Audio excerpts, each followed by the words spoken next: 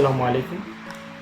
President professor doctor Iajuddin Ahmed residential model school and কলেজের সকল সদস্যের পক্ষ থেকে সর্বকালের সর্বশ্রেষ্ঠ বাঙালি, স্বাধীন বাংলাদেশের রূপকার, জাতির জনক বঙ্গবন্ধু শেখ মুজিবুর রহমানের শাহাদত বার্ষিকীতে জানাচ্ছি বিনম্র শ্রদ্ধা এবং ভালোবাসা।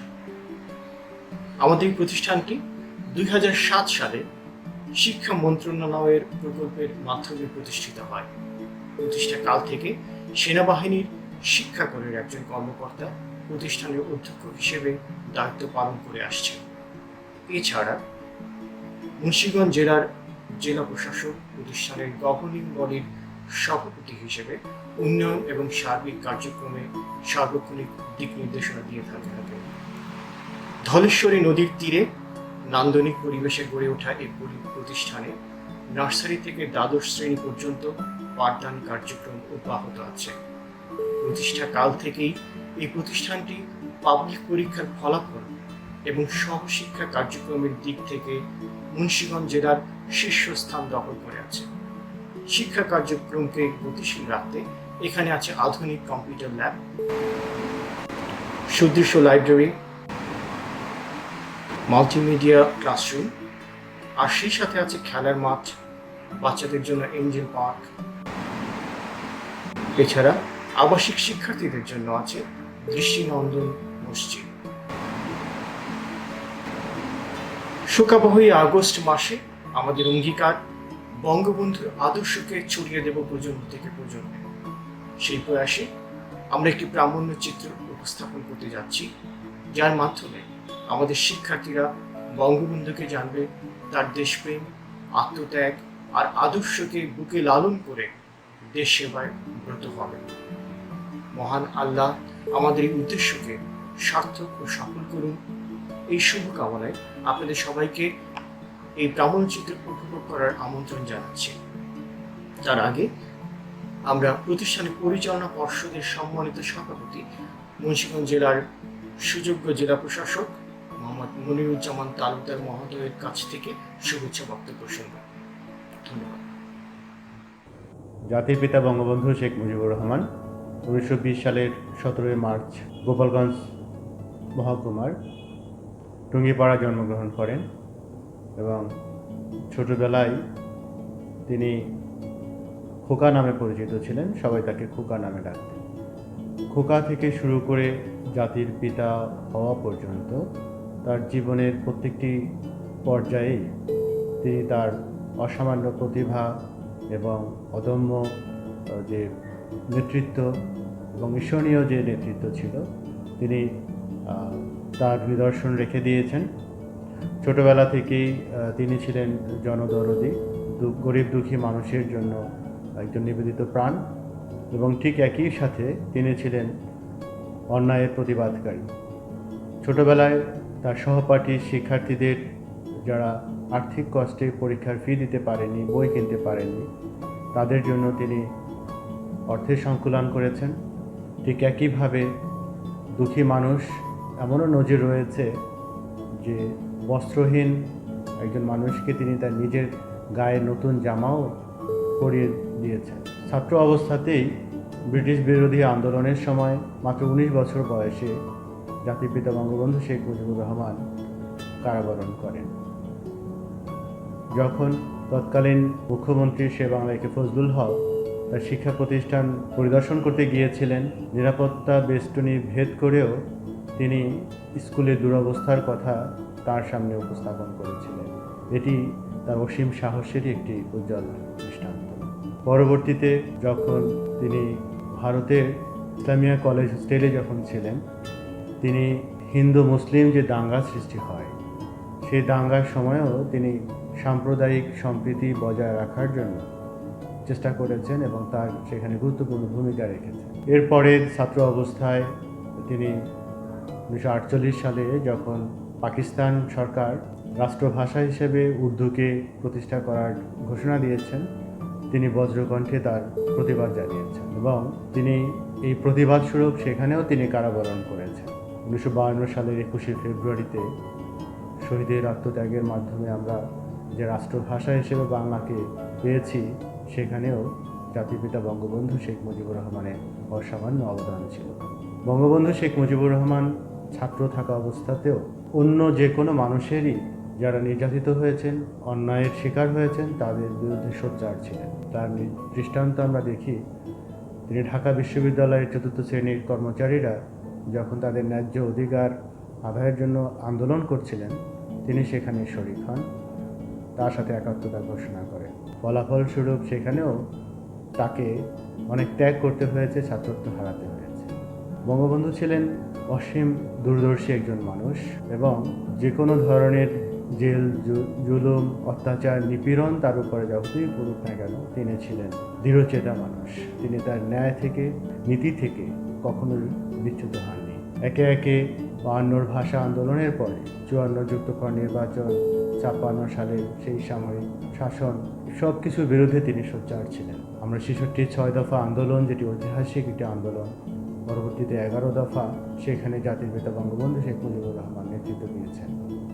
তিনি কারাবরণ করেছেন এবং তার ন্যায্য যে দাবি, তার ন্যায্য যে আন্দোলনের যে ফলস্বরূপ গণমানুষের নেতায় তিনি ততদিনে পরিণত হয়েছেন। এবং এর পরবর্তীতে 69-এর যে গণ অভ্যুত্থান হয়, সেখানে কিন্তু তিনি বঙ্গবন্ধু হিসেবে আবির্ভূত হন। পরবর্তীতে আমরা জানি 70-এর নির্বাচন, এবং তিনি একটি অনুধাবন করেছিলেন যে এই জাতিকে পরাধীনতার শৃঙ্খল থেকে মুক্ত করতে হবে এবং প্রত্যেকটি জায়গাতেই তিনি একচ্ছত্র নেতৃত্বের অধিকারী হয়ে উঠছিলেন এবং ক্রমান্বয়েই তার এই যে নেতৃত্বের গুণাবলী সেটি শানিত হয়েছে। এবং 71 সালের সেই 7ই মার্চের ঐতিহাসিক ভাষণ, পুরো একটি ভাষণ পুরো জাতিকে উজ্জীবিত করেছিল স্বাধিকার আন্দোলনের জন্য। তার সেই ভাষণ আজ বিশ্ব ঐতিহ্য প্রামাণ্য দলিল, বিশ্বের অন্যতম নিদর্শন হিসেবে আমরা বঙ্গবন্ধুর সেই ভাষণকে স্বীকৃতি পেয়েছি। এবং বঙ্গবন্ধুর নেতৃত্বেই আমরা 9 মাসের যুদ্ধক্ষয়ী সংগ্রামের মাধ্যমে এই বাংলাদেশ স্বাধীনতা পেয়েছি। স্বাধীন বাংলাদেশে তিনি এক অবিচ্ছেদ্য নাম। বাংলাদেশ যতদিন থাকবে, বঙ্গবন্ধু ততদিন থাকবে, এবং বাংলাদেশ সৃষ্টির পিছনে বঙ্গবন্ধুর একচ্ছত্র যে অবদান, সেই অবদানের স্বীকৃত স্বরূপ আমরা জাতির পিতা হিসেবে তাকে পেয়েছি। তিনি জাতির পিতা বঙ্গবন্ধু শেখ মুজিবুর রহমান। বঙ্গবন্ধু তিনি খোকা থেকে জাতির পিতা হওয়া পর্যন্ত তার এই যে নিদর্শন, এই নিদর্শনগুলো আমাদেরকে অনুপ্রাণিত করে, আমাদেরকে উজ্জীবিত করে, বিশেষ করে আমাদের ভবিষ্যৎ প্রজন্মকে। মাত্র 3.5 বছর সময় তিনি পেয়েছিলেন এই দেশকে নেতৃত্ব দেওয়ার, এবং এই দেশ যেটি ক্ষুধা দারিদ্র্যমুক্ত একটি দেশ ছিল, যে দেশ স্বাধীন হওয়ার পরে অনেকেই তলাবিহীন ঝুড়ি বলেছিল, আমরা ক্রমান্বয়ে অর্থনৈতিক মুক্তির দিকে এগিয়ে যাচ্ছিলাম। অভাগা জাতি আমরা।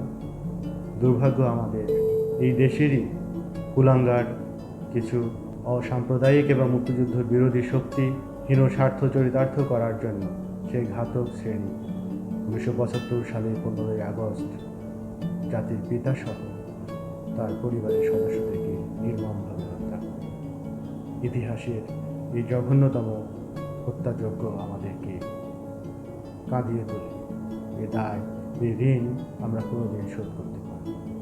এরপরে দীর্ঘদিন বঙ্গবন্ধুর আদর্শ থেকে আমরা ইতিহাস বিকৃতির পর্যায়ে দেখেছি, ইতিহাস বিকৃত হয়েছে। বর্তমানে তারই সুযোগ্য কন্যা মাননীয় প্রধানমন্ত্রী ক্ষমতায় রয়েছে। বঙ্গবন্ধু স্বপ্ন দেখেছিলেন ক্ষুধা দারিদ্র্যমুক্ত একটি বাংলাদেশ। তিনি আমাদের জন্য মানচিত্র দিয়েছেন, স্বাধীন পতাকা দিয়েছেন, একটি স্বাধীন রাষ্ট্র দিয়েছেন, এবং অর্থনৈতিক মুক্তির জন্য তিনি সারা জীবন চেষ্টা করেছেন। তার সুযোগ্য কন্যা মাননীয় প্রধানমন্ত্রী বলিষ্ঠ নেতৃত্বে বাংলাদেশ আজ একটি রোল মডেল, উন্নয়নের রোল মডেল। সামাজিক, অর্থনৈতিক সব দিক থেকেই বাংলাদেশ এখন ঈশ্বরী অবস্থানে রয়েছে। বঙ্গবন্ধু চিরঞ্জীব, তার চেতনা, তার আদর্শ প্রজন্ম থেকে প্রজন্মান্তরে লালিত হবে। আমরা যদি বঙ্গবন্ধুর আদর্শে উদ্বুদ্ধ হয়ে তার দেশপ্রেমের যে চেতনা, মানুষের জন্য তার যে নিবেদিত প্রাণ, এই চেতনাগুলোকে, আদর্শগুলোকে যদি আমরা লালন করতে পারি, ধারণ করতে পারি, তাহলেই তিনি যে স্বপ্ন দেখেছিলেন, স্বপ্নের সোনার বাংলা, যে সোনার বাংলা বাস্তবায়নের জন্য তার সুযোগ্য কন্যা মাননীয় প্রধানমন্ত্রী নেতৃত্ব দিচ্ছেন। আমরা যদি পরবর্তী প্রজন্মকে সেই যোগ্য নাগরিক হিসেবে তৈরি করতে পারি, তাহলেই বঙ্গবন্ধুর আত্মা শান্তি পাবে। তার যে স্বপ্নের সোনার বাংলা, সেটি আমরা তৈরি করতে পারব এবং তার প্রতি আমাদের শ্রদ্ধা নিবেদন সার্থক হবে। আমরা পরবর্তী প্রজন্ম যারা রয়েছে তাদের প্রতি উদাত্ত আহ্বান জানাচ্ছি, আমাদের দেশপ্রেমে উদ্বুদ্ধ হয়ে বঙ্গবন্ধুর আদর্শকে, তার চেতনাকে আমার হৃদয়ে লালন করে আমরা যোগ্য নাগরিক হিসেবে সবাই তৈরি হব এবং এই দেশকে বঙ্গবন্ধুর স্বপ্নের সোনার বাংলা হিসেবে তৈরি করব। এটি হোক আমাদের অঙ্গীকার। জাতির পিতা বঙ্গবন্ধু শেখ মুজিবুর রহমানের 45তম শাহাদাত বার্ষিকী জাতীয় শোক দিবস উদযাপন উপলক্ষে মুন্সিগঞ্জ জেলার doctor Iajuddin Ahmed residential model school and college যে ডকুমেন্টারি তৈরি করছে, এটি একটি প্রশংসনীয় উদ্যোগ। আমি এই কলেজের সভাপতি হিসেবে এর সাথে যারা সংশ্লিষ্ট রয়েছেন সবাইকে ধন্যবাদ জানাচ্ছি। আমি আশা করি যে এই ডকুমেন্টারির মাধ্যমে আমাদের ছাত্রছাত্রী এবং ভবিষ্যৎ প্রজন্ম যারা আগামী বাংলাদেশকে নেতৃত্ব দিবে তারা উদ্বুদ্ধ হবে, দেশ গড়ার জন্য তারা নিজেদেরকে তৈরি করতে পারবে এবং সুনাগরিক হিসেবে তাদেরকে তৈরি করবে। নৈসর্গিক সৌন্দর্যের অপার মহিমা প্রদানে বিধাতা যেন এতটুকু কার্পণ্য করেনি এই গ্রামটির ক্ষেত্রে। বাইগান নদীর তীর ঘেঁষে ছবির মতো সাজানো সুন্দর একটা গ্রাম। সেই গ্রামটির নাম টুঙ্গিপাড়া। নদীর দুই পাশে তাল, তমাল, হিজল গাছের সবুজ সমারোহ। এই টুঙ্গিপাড়াতেই 1920 সালের 17ই মার্চ জন্ম নিয়েছিলেন সর্বকালের সর্বশ্রেষ্ঠ বাঙালি, স্বাধীন বাংলাদেশের স্থপতি, জাতির জনক বঙ্গবন্ধু শেখ মুজিবুর রহমান। এই দিনটিকে তাই জাতি আজও পরম শ্রদ্ধা ভরে স্মরণ করে প্রতি বছর। জন্মদিনে প্রতিবার একটি করে ফুল দিয়ে শুভেচ্ছা জানানো ছিল আমার সবচেয়ে আনন্দ। আর কখনো পাবো না এই সুখ, আর কখনো বলতে পারবো না শুভ জন্মদিন। কেন এমন হলো? কে দেবে আমার প্রশ্নের উত্তর? কোথায় পাবো তোমায়? যদি সন্ধ্যা তারাদের মাঝে থাকো, আকাশের দিকে তাকিয়ে বলবো শুভ জন্মদিন। তুমি কি মিটিমিটি জ্বলবে? যদি বিশাল সমুদ্রের সামনে ঢেউয়ের খেলার মাঝে থাকো, বলবো শুভ জন্মদিন। সমুদ্রের গর্জনে শুনবো কি তোমার বজ্র কণ্ঠ? পাহাড়ের চূড়ায় যেখানে মেঘ নীল আকাশে লুকোচুরি খেলে, তাকিয়ে বলবো শুভ জন্মদিন। এক টুকরো সাদা মেঘ ভেসে যাবে, ওখানে কি তুমি? আকাশে বাতাসে পাহাড়ে উপত্যকায় তোমাকে খুঁজবো, ডাকবো। যে প্রতিধ্বনি হবে, ওখানে কি তুমি? শুভ জন্মদিন, শুভ জন্মদিন। টুঙ্গিপাড়ায় তার জন্ম আর সেখানেই তার বেড়ে ওঠা। শিশুকাল থেকে শৈশব, কৈশোরের পুরো সময়টা তিনি কাটিয়েছেন সেই বাইগান নদীর পানিতে ঝাঁপ দিয়ে, মেঠো পথের ধুলো বালু মেখে, বর্ষায় কাদা পানিতে ভিজে। বঙ্গবন্ধুর রাজনৈতিক জীবন শুরু হয়েছিল 1939 সালে মিশনারি স্কুলে পড়ার সময় থেকেই। এবছর স্কুল পরিদর্শনে এসেছিলেন তদানীন্তন বেঙ্গল প্রেসিডেন্সির মুখ্যমন্ত্রী শেরেবাংলা A.K. ফজলুল হক। সেখানেই তিনি মুখ্যমন্ত্রীর নজর কাড়তে সমর্থ হন। একই বছর 1939 সালে মাত্র 19 বছর বয়সে শেখ মুজিবুর রহমান শেখ ফজিলাতুন্নেসাকে বিয়ে করেন। তাদের ঘর আলোকিত করেছে 3 ছেলে, শেখ কামাল, শেখ জামাল ও শেখ রাসেল, এবং 2 মেয়ে, শেখ হাসিনা ও শেখ রেহানা। বাঙালি ও বঙ্গবন্ধুর ইতিহাস যেমন একে অপরের কথা ছাড়া লেখা যায় না, তেমনি বাঙালির ইতিহাসে বঙ্গবন্ধুর অবদানের কথা লিখতে বঙ্গমাতা শেখ ফজিলাতুন্নেসা মুজিবের কথা অবিচ্ছেদ্যভাবেই এসে যায়। বঙ্গমাতার মতো একজন অসীম সাহসী, ধৈর্যশীল, সৎ পরামর্শদাতা স্ত্রী পাশে থাকার কারণেই বঙ্গবন্ধুর পক্ষে জীবনকে হাতের মুঠোয় নিয়ে বারবার মৃত্যুর মুখোমুখি দাঁড়িয়ে জাতির জন্য লড়ে যাওয়া সম্ভব হয়েছে। জাতির জন্য উৎসর্গীকৃত জীবনে বঙ্গবন্ধুর পক্ষে এক নাগারে সংসার ধর্ম পালন করা হয়ে ওঠেনি। বঙ্গবন্ধু কারাগারে থাকার সময়গুলোতে বঙ্গমাতাই পরম যত্ন ও বিচক্ষণতায় সংসার ও দল উভয়ই আগলে রেখেছেন। নিজ গৃহে থেকে সব সময় স্ত্রী সন্তানদের পর্যাপ্ত সময় দেওয়া কখনোই সম্ভব হয়ে ওঠেনি বঙ্গবন্ধুর।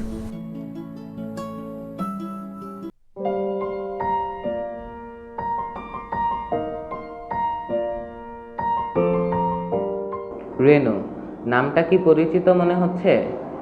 বঙ্গমাতা শেখ ফজিলাতুন্নেসা এই নামে পরিচিত ছিলেন তার পারিবারিক পরিমণ্ডলে। শুধু স্ত্রী নন, তিনি ছিলেন বঙ্গবন্ধু শেখ মুজিবুর রহমানের ছায়াসঙ্গী। জীবনের নানা কঠিন সময় তিনি বঙ্গবন্ধুকে দিয়েছেন প্রেরণা ও সাহস। 1959 সালে ঢাকা সেন্ট্রাল জেলে বন্দী থাকা অবস্থায় বঙ্গবন্ধু শেখ মুজিবুর রহমান তার সহধর্মিণী রেনুকে একখানা চিঠি লিখলেন। রেনু, আমার ভালোবাসা নিও। ঈদের পরে আমার সাথে দেখা করতে এসেছ। ছেলে মেয়েদের নিয়ে আসো নাই, কারণ তুমি ঈদ করো নাই, ছেলেমেয়েরাও করে নাই। খুবই অন্যায় করেছ। ছেলেমেয়েরা ঈদে একটু আনন্দ করতে চায়, কারণ সকলেই করে। ওরা কত দুঃখে পেয়েছে তুমি বুঝতে পারো? আব্বা মা শুনলে খুবই রাগ করবেন। আগামী দেখার সময় ওদের সকলকে নিয়ে আসিও। কেন যে চিন্তা করো বুঝি না। আমার কবে মুক্তি হবে তার কোনো ঠিক নাই। তোমার একমাত্র কাজ হবে ছেলেমেয়েদের লেখাপড়া শেখানো। হাসিনাকে বলো ও যেন মন দিয়ে পড়ে। কামালের স্বাস্থ্য মোটেই ভালো হচ্ছে না, ওকে নিয়মিত খেতে বলিও। জামাল যেন মন দিয়ে পড়ে আর ছবি আঁকে। এবার একটা ছবি যেন নিয়ে আসে, আমি দেখব। রেহানা খুব দুষ্টু, ওকে কিছুদিন পর স্কুলে দিয়ে দিও জামালের সাথে। যদি সময় পাও নিজেও একটু পড়িও। একাকী থাকতে একটু কষ্ট প্রথম হতো, এখন অভ্যাস হয়ে গেছে। কোনো চিন্তা নাই, বসে বসে বই পড়ি। তোমার শরীরের প্রতি যত্ন নিও। ইতি, তোমার মুজিব। 1940 সালে নিখিল ভারত মুসলিম ছাত্র ফেডারেশনে যোগ দেন তিনি। 1943 সালে তিনি বেঙ্গল মুসলিম লীগে যোগ দেন এবং মুসলিম নেতা হুসেন শহীদ সোহরাওয়ার্দীর সান্নিধ্যে আসেন। 1943 সনে বঙ্গীয় মুসলিম লীগের কাউন্সিলর নির্বাচিত হন। ছাত্র জীবন থেকেই শেখ মুজিবুর রহমান ছিলেন একজন রাজনীতি সচেতন মানুষ। রাজনীতি যেমন তার রক্তে মিশে আছে, তেমনি উপলব্ধি করতেন যে রাজনৈতিক সংস্কারের মাধ্যমেই বৃহৎ কল্যাণ সম্ভব। তাই তো এদেশের সকল মানুষের রাজনৈতিক আন্দোলনে তিনি সবসময় অগ্রভাগে ছিলেন। গোপালগঞ্জ মিশনারি হাই স্কুলে 8ম শ্রেণীতে থাকাকালীনে ব্রিটিশ ভারত আন্দোলনের জন্য 7 দিন কারাভোগ করেছিলেন তিনি। নেতৃত্ব গুণাবলীর কারণেই 1946 সালে কলকাতা ইসলামিয়া কলেজ ছাত্র সংসদ নির্বাচনে বিনা প্রতিদ্বন্দ্বিতায় সাধারণ সম্পাদক নির্বাচিত হন। 1948 সালের 4 জানুয়ারি পূর্ব পাকিস্তান মুসলিম ছাত্রলীগ প্রতিষ্ঠা করেন তিনি। 11 মার্চ 1948 সালে রাষ্ট্রভাষা সংগ্রাম পরিষদের পিকেটিংয়ের সময় গ্রেফতার হন তিনি। 1949 সালে মাওলানা ভাসানীর সাথে ভুখা মিছিলে নেতৃত্বদানকালে গ্রেফতার হন তিনি। 1949 সালে 23 জুন আওয়ামী মুসলিম লীগের জন্ম হলে কারাগারে থাকা অবস্থায় তিনি যুগ্ম সম্পাদক নির্বাচিত হন। 1953 সালে আওয়ামী লীগের সাধারণ সম্পাদক নির্বাচিত হন। বারবার গ্রেফতার, দেশ ও রাজনীতির পেছনে সময় দিতে গিয়ে নিজ পরিবারের প্রতি পর্যাপ্ত সময় দেওয়া সম্ভব হতো না তার। এ কারণে প্রায় সময় বঙ্গবন্ধু তার পরিবারের সাথে সংবাদ আদান প্রদানের মাধ্যম হিসেবে চিঠিই লিখতেন। আব্বা, আমার ভক্তিপূর্ণ সালাম গ্রহণ করবেন ও মাকে দিবেন। মা এবার খুব কষ্ট পেয়েছিল, কারণ এবার তার সামনেই আমাকে গ্রেফতার করেছিল। দোয়া করবেন, মিথ্যা মামলায় আমার কিছুই করতে পারবে না। আমাকে ডাকাতি মামলার আসামিও একবার করেছিল।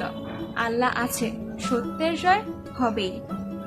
আপনি জানেন বাসায় কিছুই নাই, দয়া করে ছেলে মেয়েদের দিকে খেয়াল রাখবেন।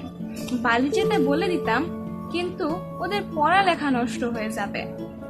আবার আমাকে রাজবন্দী করেছে, দরকার ছিল না। যদি কোনোদিন জেল হতে বের হতে পারি, তবে কোনো কিছু একটা করে ছেলে মেয়ে ও আপনাদের নিয়ে ভালোভাবে সংসার করব। নিজেও কষ্ট করেছি, আপনাদেরকেও দিয়েছি। বাড়ির সকলকে আমার সালাম দিবেন, দোয়া করতে বলবেন। আপনার ও মায়ের শরীরের প্রতি যত্ন নেবেন। চিন্তা করে মন খারাপ করবেন না, মাকে কাঁদতে নিষেধ করবেন। আমি ভালো আছি। আপনার স্নেহের মুজিব। গোপালগঞ্জের বাসাটা ভাড়া দিয়া দিবেন, বাসাটার আর দরকার হবে না। মুজিব। 1961 সালের 1 অক্টোবর বঙ্গবন্ধু শেখ মুজিবুর রহমান পরিবার পরিজন নিয়ে নির্মাণাধীন ধানমন্ডির 32 নং বাড়িতে ওঠেন। এই ঐতিহাসিক বাড়িটি বাঙালির ইতিহাস ও ঐতিহ্যের সাক্ষী হয়ে স্মৃতি সংরক্ষণ করে চলেছে। বাঙালির স্বাধিকার আন্দোলন থেকে স্বাধীনতা অর্জন সময়কালের সকল দিক নির্দেশনা এই বাড়ি থেকেই পাওয়া গিয়েছিল।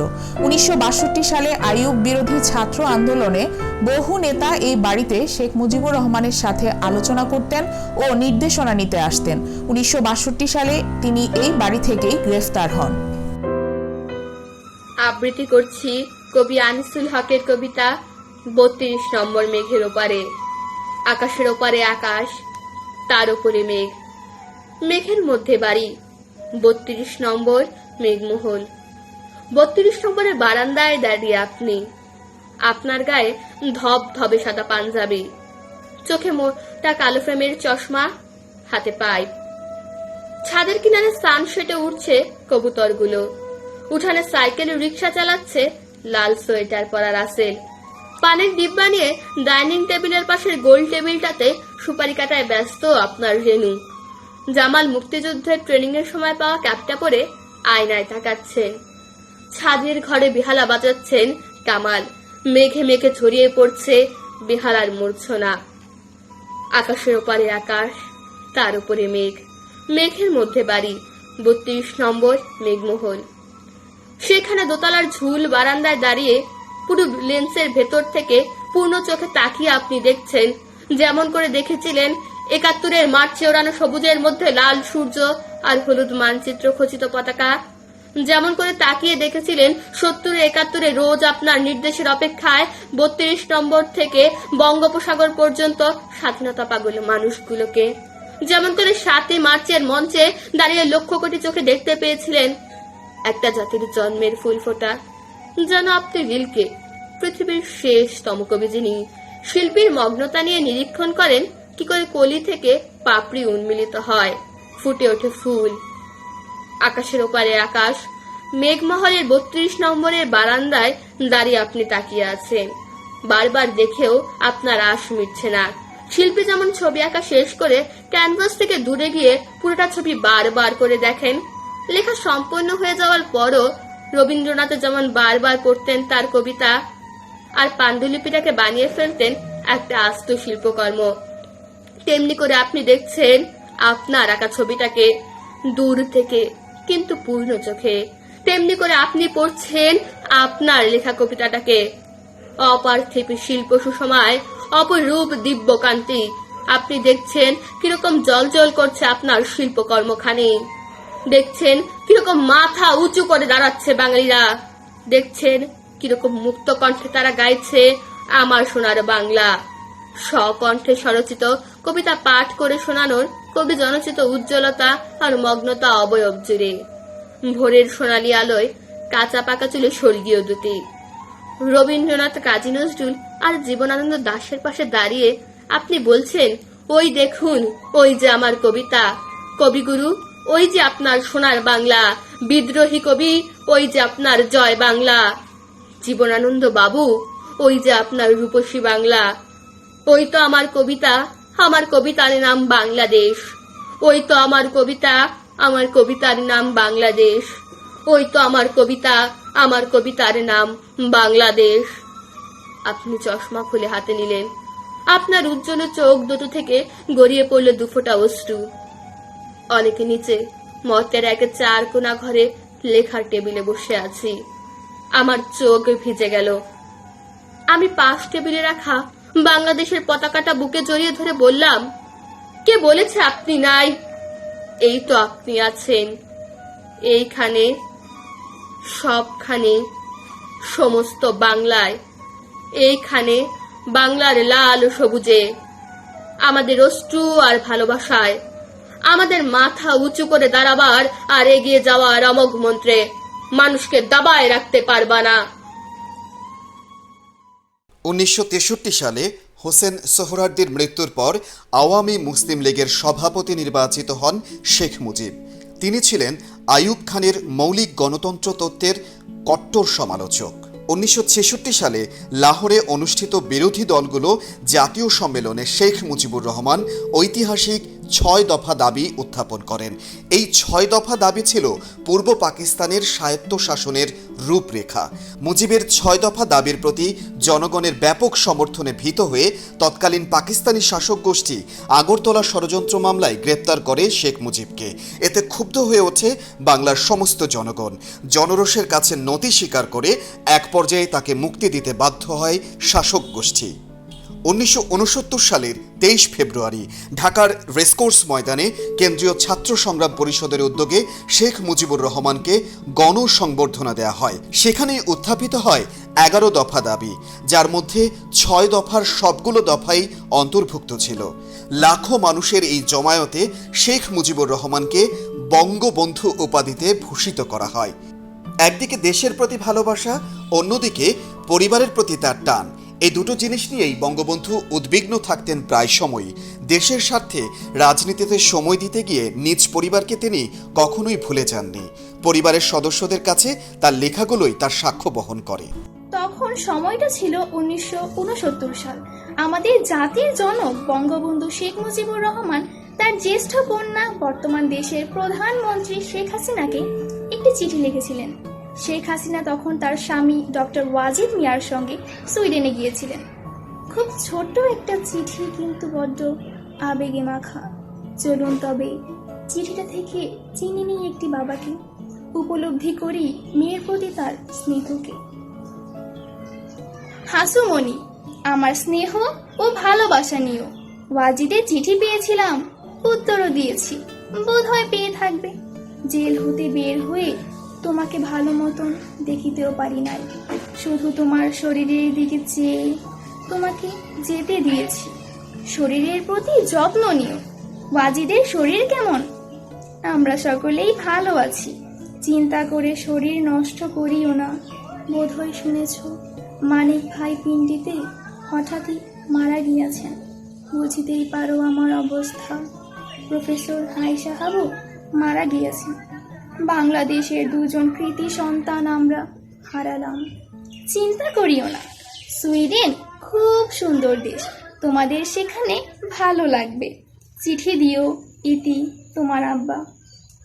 1969 সালের 5ই ডিসেম্বর আয়োজিত এক জনসভায় বঙ্গবন্ধু শেখ মুজিব পূর্ব বাংলার নামকরণ করেন বাংলাদেশ, যা তাকে পিতার ভূমিকায় নিয়ে যায়।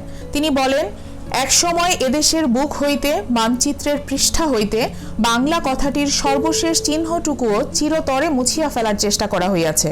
একমাত্র বঙ্গোপসাগর ছাড়া আর কোনো কিছু নামের সঙ্গে বাংলা কথাটির অস্তিত্ব খুঁজিয়া পাওয়া যায় নাই। জনগণের পক্ষ হইতে আমি ঘোষণা করিতেছি, আজ হইতে পাকিস্তানের পূর্বাঞ্চলীয় প্রদেশটির নাম পূর্ব পাকিস্তানের পরিবর্তে শুধুমাত্র বাংলাদেশ। 1970 সালের 7 ডিসেম্বরে সাধারণ নির্বাচনে শেখ মুজিবের নেতৃত্বে আওয়ামী লীগ প্রাদেশিক আইনসভায় নিরঙ্কুশ সংখ্যাগরিষ্ঠতা অর্জন করে। আওয়ামী লীগ তৎকালীন পূর্ব পাকিস্তানে জাতীয় পরিষদের 169টি আসনের মধ্যে 167টি আসন এবং প্রাদেশিক পরিষদের 310টি আসনের মধ্যে 305টি আসন লাভ করে। কিন্তু পশ্চিম পাকিস্তানি শাসক গোষ্ঠী মুজিবের স্বায়ত্তশাসনের নীতির পুরোপুরি বিপক্ষে ছিল। আওয়ামী লীগের সরকার গঠন ঠেকাতে প্রেসিডেন্ট ইয়াহিয়া খান সংসদের অধিবেশন ডাকা নিয়ে টালবাহানা শুরু করেন। শেখ মুজিব তখনই বুঝে যান যে পশ্চিম পাকিস্তানি শাসকদের দুঃশাসনের অবসান ঘটাতে লড়াইয়ের কোনো বিকল্প নেই। 1971 সালের 7ই মার্চ রেসকোর্স ময়দানে এক ঐতিহাসিক ভাষণে বঙ্গবন্ধু শেখ মুজিবুর রহমান স্বাধীনতার ডাক দেন। রেসকোর্সের জনসমুদ্রে বঙ্গবন্ধু ঘোষণা করেন, এবারের সংগ্রাম আমাদের মুক্তির সংগ্রাম, এবারের সংগ্রাম স্বাধীনতার সংগ্রাম। মনে রাখবা, রক্ত যখন দিয়েছি, রক্ত আরো দেব, এদেশের মানুষকে মুক্ত করে ছাড়বো ইনশাআল্লাহ। এবারে সংগ্রাম আমাদের মুক্তির সংগ্রাম, এবারে সংগ্রাম স্বাধীনতার সংগ্রাম। একটি কবিতা লেখা হবে, তার জন্য অপেক্ষার উত্তেজনা নিয়ে লক্ষ লক্ষ উন্মত্ত অধীর ব্যাকুল বিদ্রোহী শ্রোতা বসে আছে। ভোর থেকে জনসমুদ্রের উদ্যান সৈকতে। কখন আসবে কবি? এই শিশু পার্ক সেদিন ছিল না, এই বৃক্ষে ফুলে শোভিত উদ্যান সেদিন ছিল না, এই তন্দ্রাচ্ছন্ন বিবর্ণ বিকেল সেদিন ছিল না। তাহলে কেমন ছিল সেদিনের সেই বিকেল বেলাটি? তাহলে কেমন ছিল শিশু পার্কে, বৃক্ষে, বেঞ্চে, ফুলের বাগানে ঢেকে দেয়া এই ঢাকার হৃদয় মাঠখানি? জানি সেদিনের সব স্মৃতি মুছে দিতে হয়েছে উদ্যত কালো হাত। তাই দেখি কবিহীন এই বিমুখ প্রান্তরে আজ কবির বিরুদ্ধে কবি, মাঠের বিরুদ্ধে মাঠ, বিকেলের বিরুদ্ধে বিকেল, উদ্যানের বিরুদ্ধে উদ্যান, মার্চের বিরুদ্ধে মার্চ। হে অনাগত শিশু, হে আগামী দিনের কবি, শিশু পার্কের রঙিন দোলনায় দোল খেতে খেতে তুমি একদিন সব জানতে পারবে। আমি তোমাদের কথা ভেবে লিখে রেখে যাচ্ছি সেই শ্রেষ্ঠ বিকেলের গল্প। সেদিন এই উদ্যানের রূপ ছিল ভিন্নতর। না পার্ক, না ফুলের বাগান, এসবের কিছুই ছিল না। শুধু একখণ্ড অখণ্ড আকাশ যেরকম, সেরকম দিগন্ত প্লাবিত ধু ধু মাঠ ছিল দুর্বাদলে ঢাকা, সবুজে সবুজময়। আমাদের স্বাধীনতা প্রিয় প্রাণের সবুজ এসে মিশেছিল এই ধু ধু মাঠের সবুজে। কপালে কবজিতে লাল শালু বেঁধে এই মাঠে ছুটে এসেছিল কারখানা থেকে লোহার শ্রমিক। লাঙল জোয়াল কাঁধে এসেছিল ঝাঁক বেঁধে উলঙ্গ কৃষক। পুলিশের অস্ত্র কেড়ে নিয়ে এসেছিল প্রদীপ্ত যুবক। হাতের মুঠোয় মৃত্যু, চোখে স্বপ্ন নিয়ে এসেছিল মধ্যবিত্ত, নিম্ন মধ্যবিত্ত, করুণ কেরানি, নারী, বৃদ্ধ, বেশ্যা, ভবঘুরে আর তোমাদের মতো শিশু পাতা কুরানিরা দল বেঁধে। একটি কবিতা লেখা হবে, তার জন্য কি ব্যাকুল প্রতীক্ষা মানুষের। কখন আসবে কবি, কখন আসবে কবি? শত বছরের শত সংগ্রাম শেষে রবীন্দ্রনাথের মতো দৃপ্ত পায়ে হেঁটে অতঃপর কবি এসে জনতার মঞ্চে দাঁড়ালেন। তখন পলকে দারুণ ঝলকে তরিতে উঠিল জল, হৃদয় লাগিল দোলা, জনসমুদ্রে জাগিল জোয়ার, সকল দুয়ার খোলা। কেরোধে তাহার বজ্র কণ্ঠবাণী, গণসূর্যের মঞ্চ কাঁপিয়ে কবি শোনালেন তার অমর কবিতাখানি। এবারে সংগ্রাম আমাদের মুক্তির সংগ্রাম, এবারে সংগ্রাম স্বাধীনতার সংগ্রাম। 7ই মার্চ 1971 বাঙালি জাতির নতুন দিগন্তের সূচনা, এক ঐতিহাসিক দিন। 7ই মার্চই সৃষ্টি করেছিল সেই মাহেন্দ্রক্ষণ, যখন গোটা বাঙালি জাতি একাট্টা হয়ে তাকিয়েছিল একজন মানুষের দিকে, যিনি টান টান সংঘাতময় পরিস্থিতিতে জাতিকে দেখাবেন মুক্তির পথ, দেখাবেন স্বাধীনতার পথ।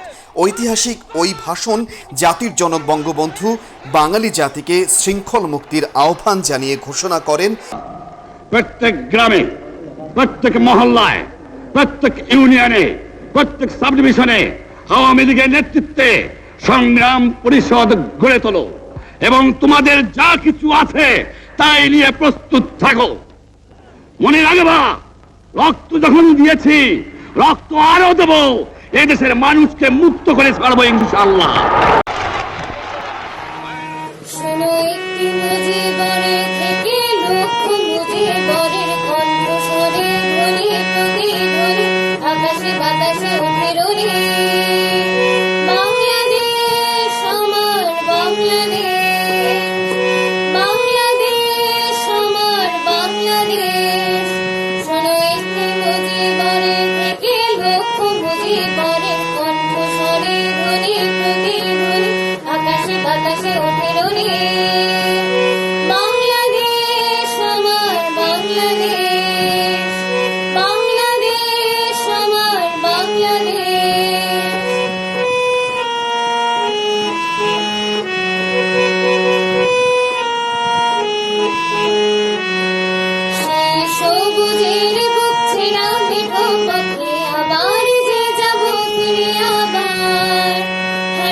বাংলাকে আমার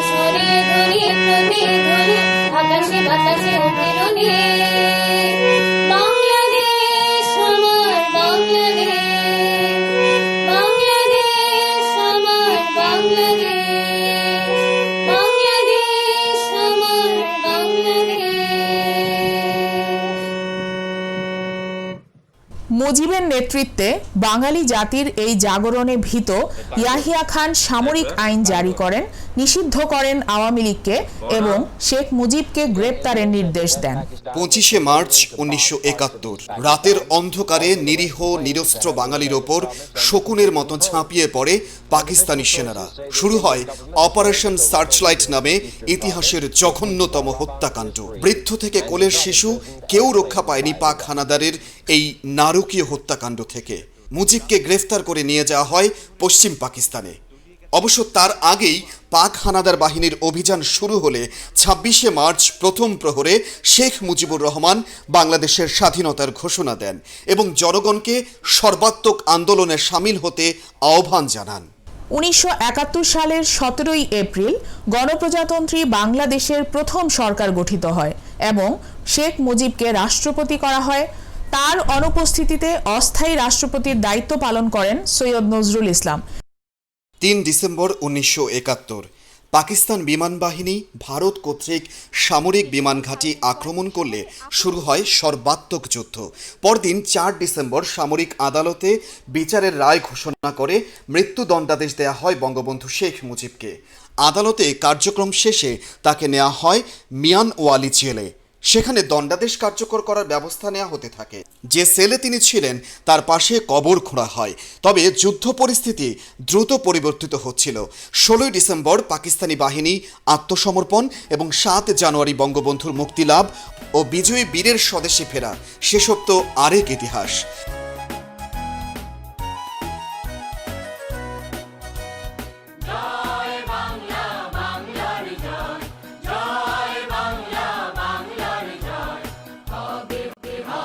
মুক্তিযুদ্ধ চলাকালীন দীর্ঘ 9 মাস পাকিস্তানের করাচির মিয়ানওয়ালি কারাগারে বন্দী থাকার পর অবশেষে 1972 সালের 10ই জানুয়ারি বাংলাদেশে পদার্পণ করেন বাঙালির প্রাণের স্পন্দন, কল্যাণকামী স্বপ্নদ্রষ্টা, জাতির জনক বঙ্গবন্ধু।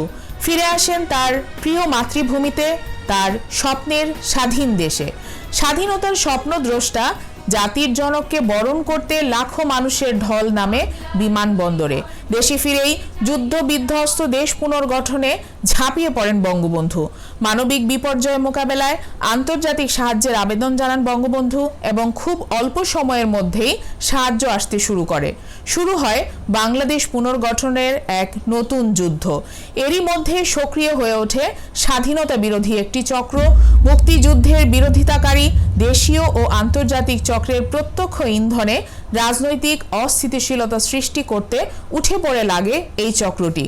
এ সময় বঙ্গবন্ধু বুঝতে পারেন রাজনৈতিক স্থিতিশীলতা ছাড়া দেশের উন্নয়ন সম্ভব নয়। সমস্ত দেশ যখন ক্ষয়ক্ষতি কাটিয়ে উঠে ঘুরে দাঁড়াচ্ছিল, ঠিক তখনই আসে ইতিহাসের সবচাইতে বড় আঘাত।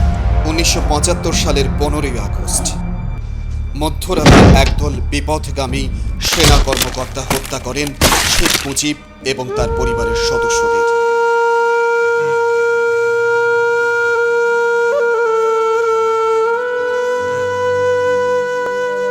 তার 2 মেয়ে শেখ হাসিনা ও শেখ রেহানা সেই সময় দেশের বাইরে থাকায় বেঁচে যান। সদ্য স্বাধীন জাতির জীবনে এক অপূরণীয় ক্ষতি নিয়ে আসে এই জঘন্য হত্যাকাণ্ড। তৈরি করে রাজনৈতিক শূন্যতা, ব্যাহত হয় গণতান্ত্রিক উন্নয়নের ধারা। বঙ্গবন্ধু মানে স্বপ্ন, বঙ্গবন্ধু মানে নিঃসীম ভালোবাসা, বঙ্গবন্ধু মানে দুর্বার সাহসিকতা, অসীম ত্যাগ আর মহিমান্বিত দেশপ্রেম। বঙ্গবন্ধুকে জানা মানে ইতিহাসের বৃষ্টিতে স্নান, ইতিহাসের প্রেক্ষণ বিন্দুতে বাস।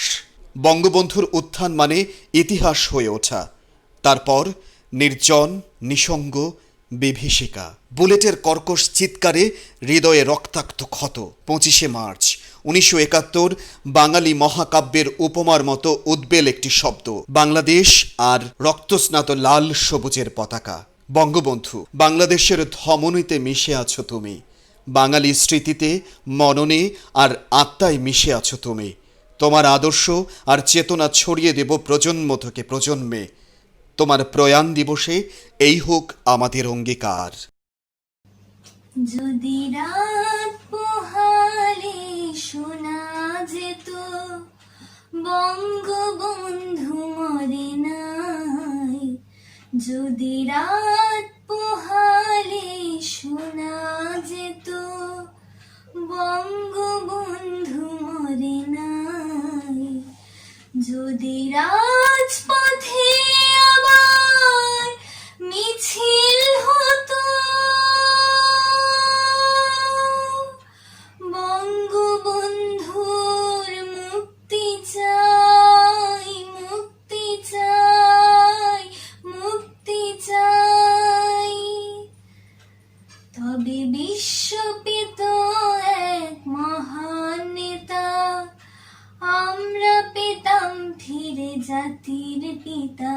যদি রাত পোহালে শোনা যেত বঙ্গবন্ধু মরে নাই। যে মানুষ ভীরু কাপুরুষের মতো করেনি তো কখনো মাথা নত, যে মানুষ ভীরু কাপুরুষের মতো করেনি তো কখনো মাথা নত, এনে দিল হায়রার ছোবল থেকে,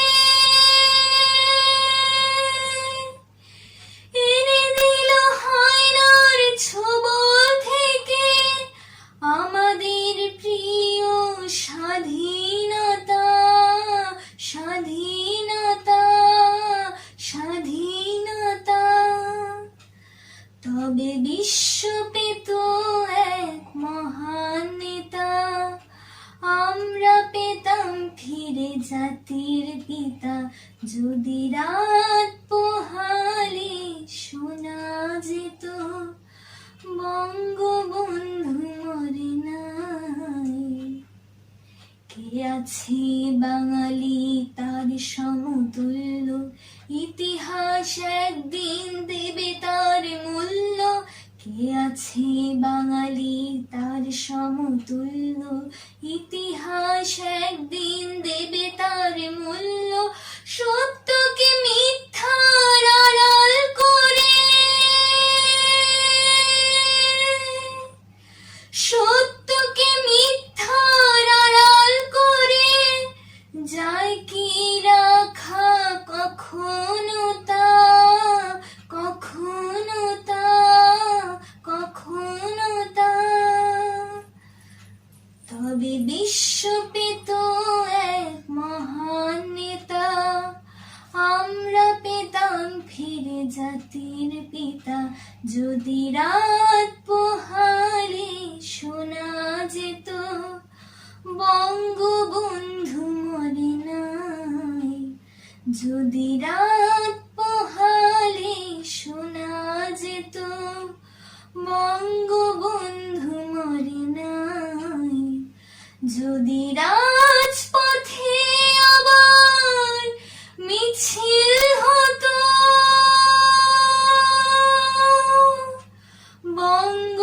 বঙ্গবন্ধুর মুক্তি চাই, মুক্তি চাই, মুক্তি চাই, তবে বিশ্ব পেত এক মহান নেতা, আমরা পেতাম ফিরে জাতির পিতা।